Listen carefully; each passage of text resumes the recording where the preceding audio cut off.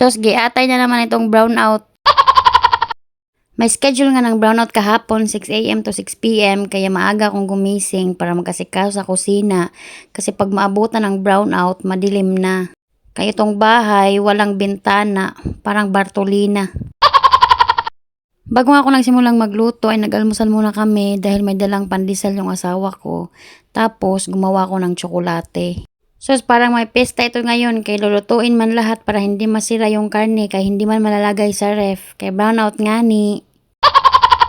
Hinati ko nga lang yung karne, yung iba isasabaw ko, tapos yung iba ay inadobo ko para hindi agad mapanis, umabot hanggang June sa birthday ko. Wala kaming pineapple juice pero may expired na coke dito sa ref, kaya ito na lang yung ginamit ko pang sabaw. Matagal na nga akong nag-crave sa ukoy, kaya ito talaga yung nirequest ko sa asawa ko. Di ko alam kung ukoy din yung tawag nito sa Tagalog. Pag nagsasabaw ng karne, nagigisa muna ako ng sibuyas at kamatis bago yung karne para medyo malasa yung sabaw. Ang aga pa nga nito pero sobrang init na sa labas. Pag ganitong mainit talaga na-inspire akong magbago. Gusto kong maging mabait kaya hindi ko pala kaya yung mainit. Aw, kisi-kisi na naman ito ang mga kasama ko sa bahay kaya may sabaw ang ulam.